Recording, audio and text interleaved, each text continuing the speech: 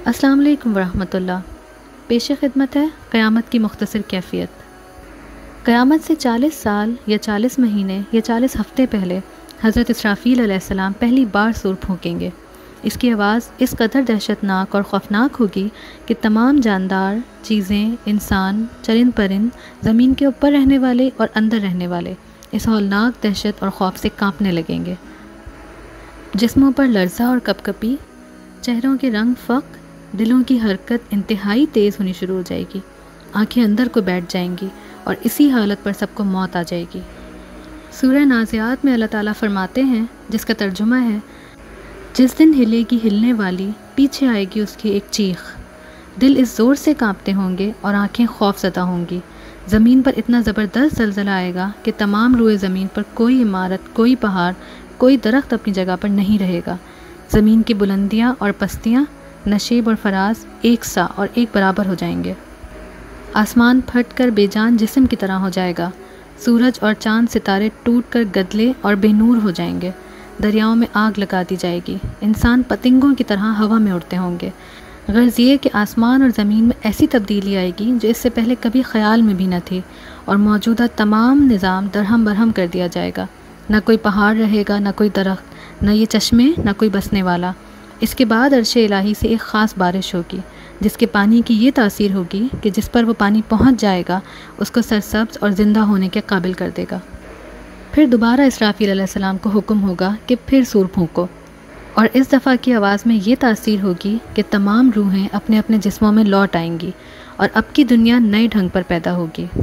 بیدک الخیر انک علی کل شیء قدیر، بے شک اے اللہ تو ہر چیز پر پوری قدرت رکھتا ہے۔ وہی اسرافیل علیہ السلام ہے، وہی سور، وہی آواز، پہلی مرتبہ تباہی ہی تباہی، دوسری مرتبہ آبادی ہی آبادی۔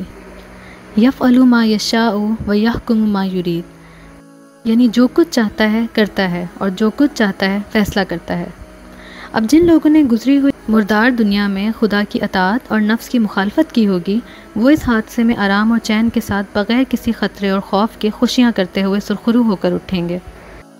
اللہ تعالیٰ قرآن پاک میں فرماتے ہیں، جس کا ترجمہ ہے، اس روز بہت سے چہرے بارونق اور اپنے نیک اعمال کی وجہ سے راضی اور خوش ہوں گے، اور جن لوگوں نے اس مردہ دنیا میں نفس کی اطاعت کی اور اس کی خواہشات پر عمل کیا، وہ خوفزدہ ہوں گے۔ چہروں پر ہوائیاں اور دہشت کے آثار ہوں گے، ان کی آنکھیں بے رونق، تاریک اور پھٹی ہوئی ہوں گی۔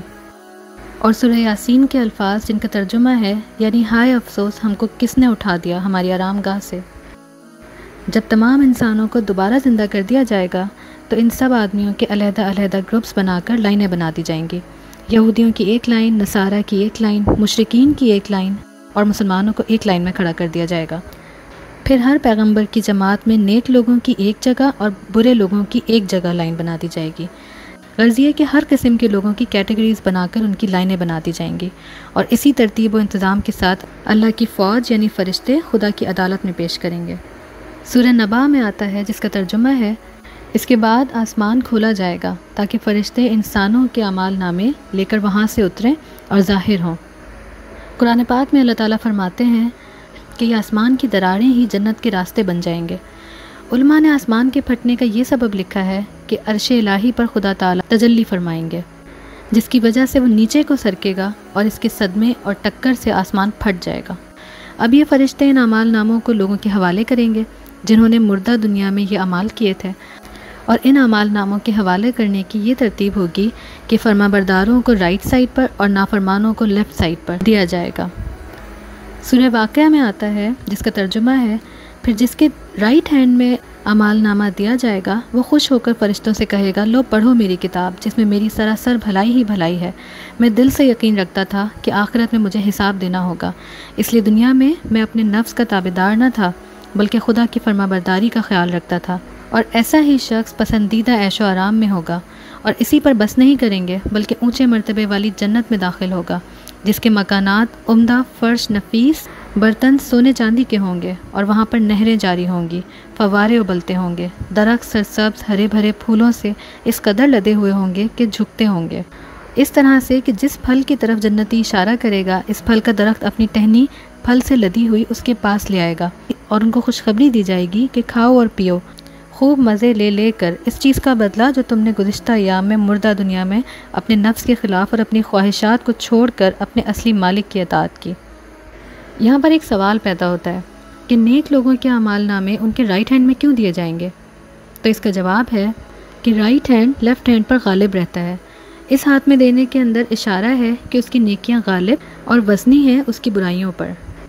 اسی طرح وہ لوگ جن کے اعمال نامے لیفٹ ہینڈ میں دیے جائیں گے وہ انتہائی حسرت کے ساتھ کہیں گے کہ اے کاش یہ اعمال نامے ہم کو نہ ملتے اور ہم کو خبر نہ ہوتی کہ ہمارا کیا کچھ حساب ہے، کیونکہ اعمال نامے دیکھ کر ان لوگوں کو اپنی بدعمالیاں یاد آئیں گی اور اس سے ان کی روح کو صدمہ پہنچے گا، تو یہ حسرت کے ساتھ کہیں گے اے کاش دنیا کی موت ہی میرا فیصلہ کر دیتی اور میں دوبارہ زندہ نہ ہوتا تو اس عذاب میں مبتلا نہ ہوتا۔ ہائے افسوس، میرا مال میرے کچھ کام نہ آیا، میں کیا کروں، میں برباد ہو گیا، میرا زور اور میری قوت سب بیکار ہو گئی۔ یہاں پر ایک اور سوال پیدا ہوتا ہے، وہ یہ کہ اگر مجرمین یعنی گناہگار لوگ اپنے اعمال نامے دیکھ کر خدا کے سامنے انکار کر دیں تو پھر اس کا کیا انتظام ہے؟ تو اس کا جواب یہ ہے کہ اول تو یہ لوگ اپنے اعمال نامے دیکھ کر خود ہی شرمندہ اور خوفزدہ ہو جائیں گے، کیونکہ ان کے اعمال ناموں کے ساتھ ہر جرم کی تصویریں بھی ان کے سامنے ہوں گی۔ یہ بالکل ایسے ہی ہے جیسے آج ہماری دنیا میں اگر کوئی شخص چوری کرتے وقت پکڑا جائے اور اس کی پکچر لے لی جائے اور جب یہ ملزم عدالت میں پیش ہو اور پولیس اس کی رپورٹ پیش کرتے وقت اس موقع کی جو پکچر لی گئی تھی وہ بھی دکھا دے، تو کیا ملزم اپنے فعل سے انکار کر سکے گا؟ بالکل بھی نہیں۔ دوسرا اس کا یہ بھی تعویل دی جا سکتی ہے کہ زمین پہ جو بھی جرم یا نیکی کی جائے گی یہ زمین اللہ کے سامنے سب کچھ ظاہر کر دے گی۔ سورہ زلزال میں آتا ہے یومئذ تحدث اخبارہا، یعنی اس روز زمین اپنے اوپر کیے ہوئے تمام اعمال کو بطور سلطانی گواہ کے ظاہر کر دے گی۔